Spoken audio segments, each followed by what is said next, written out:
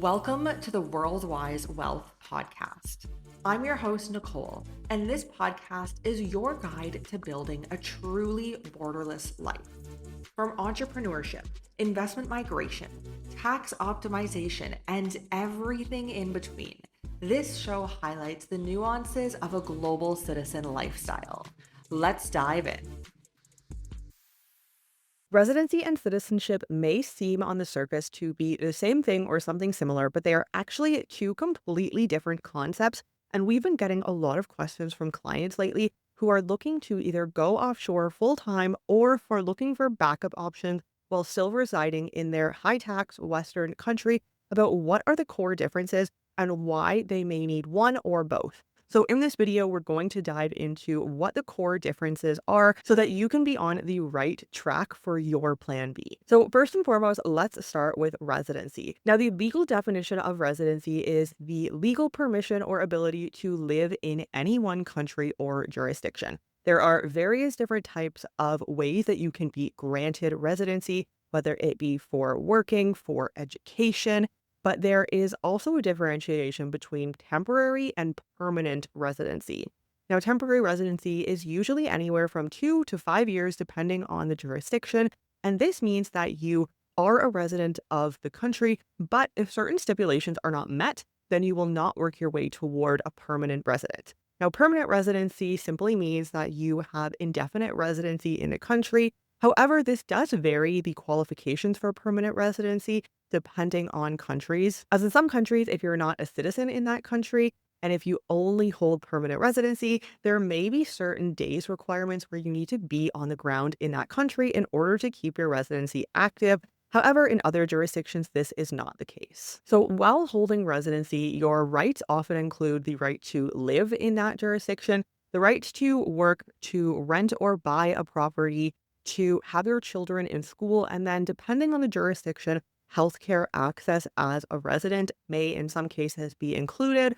Often this is the case, but in some jurisdictions, holding residency will not grant you right to free healthcare in that country. Now, the major limitations of only holding residency and not holding the citizenship or the passport is that you cannot vote, you cannot serve in the military. Again, this is for most jurisdictions. And of course, you do not have access to that country's travel document, which is the passport.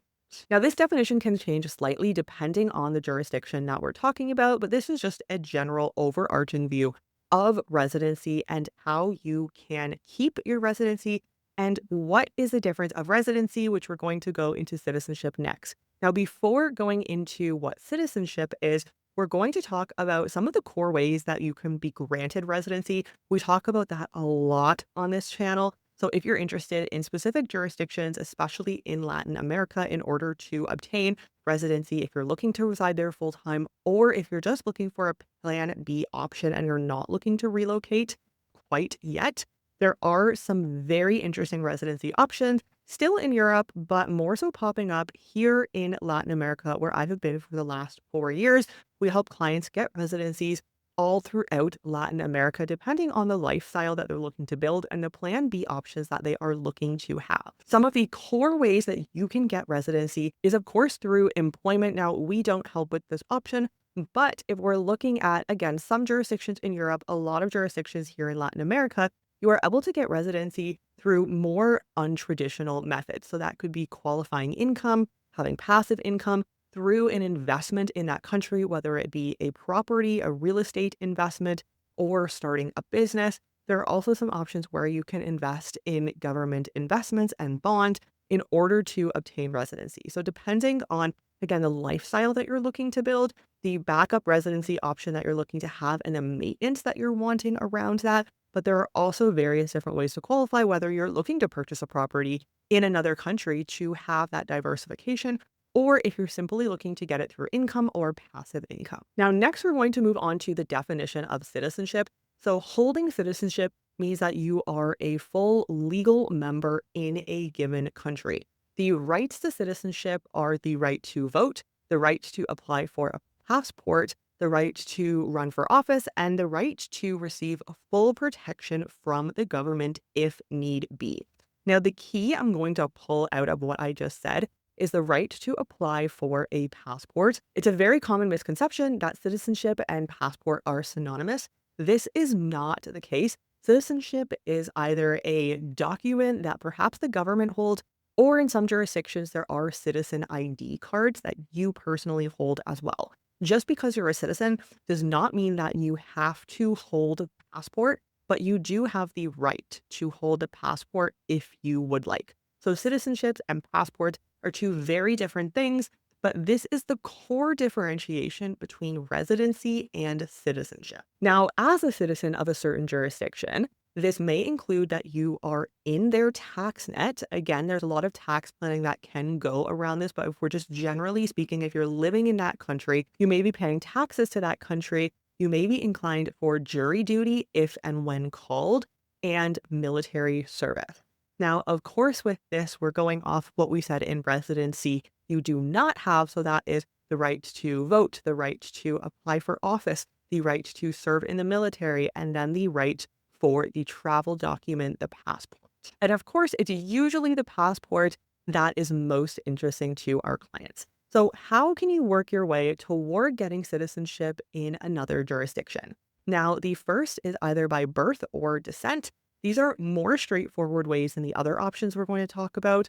Of course, descent usually goes back to maybe 3 generations, again, depending on the country. Some go back much further, but on average, it's typically 2 or 3 generations. And as we've seen famously in Europe as of recent, there are restrictions in governments that are making citizenship via descent more difficult for you to obtain. So if you're interested in obtaining, whether it be citizenship, residency, or anything else in a certain country that you are not a citizen or a resident of now is the time to act because government, especially in the last year, but going forward, increasingly more so, I believe, we're going to be seeing changes to that. Now, there are also some other core ways, especially in Europe, in Latin America here, where you can obtain citizenship. That is through naturalization. So first you obtain your residency, and then you spend time on the ground, you integrate into that country, into that society, you speak the language, perhaps you bank there, you have some investments there, you have either a long-term lease, you purchase a property. So that is really your center of life. You speak the local language. That's via naturalization or via investment, where you are bringing money into the local economy, and through that, they are granting you citizenship. Now, we will note that many jurisdictions, even as of recent, have changed or altogether canceled their citizenship by investment option. So it is becoming increasingly more difficult to obtain citizenship by investment. The minimums you're looking at are around 200 to 250,000 USD in order to outright purchase a citizenship. And processing times typically vary. Again, this depends on the jurisdiction, but what we see from about the 10 to 12 different jurisdictions in the world now, a few less, unfortunately, actually, that are offering citizenship by investment. So you do have very minimal jurisdictions that are even offering this. The wait times are a little bit longer than what they actually were from what we saw about a year and a half to 2 years ago. So now you're looking at about a minimum of 6 to 9 months for average processing time, going up from anywhere to 12 to 18 plus months, just depending on the jurisdiction. So unfortunately, it is the case, as I said, about a year and a half to 2 years ago, when we were working through citizenship processes for our clients, the processing time was quite a bit faster. Now, residency, it very much so depends on the volume of applicants and specifically on the jurisdiction that you're obtaining residency in, if we're talking specific to Latin America. But for citizenship, it is becoming more expensive, more difficult, a lot more due diligence, quite honestly, and documentation needed in the process. And then processing times are slightly longer. And what we always tell clients is that if you are looking to potentially in the future relocate, but you're not at that step yet, or if you're looking to work your way through citizenship by naturalization, time on the ground in the future, but you're not there yet, get residency. Of course, if residency is available in that jurisdiction without living there full time, get residency in that country now. So you hold residency if criteria for residency change in the next 1, 3, 5, 7+ years. You have that residency, you have the legal right to reside in that jurisdiction.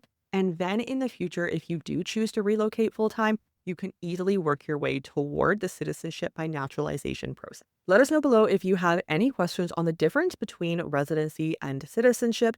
Don't forget to hit the video on the screen now if you're interested in learning more about global diversification Or head to our channel and hit the search bar where you can look up various different jurisdictions in Latin America that may be beneficial for you to obtain a second, third, or fourth residency or citizenship. Don't forget to hit like on this video and subscribe to the channel. We are constantly coming out with new videos and innovative ways on how you can work your way toward diversification options in both Europe and in Latin America.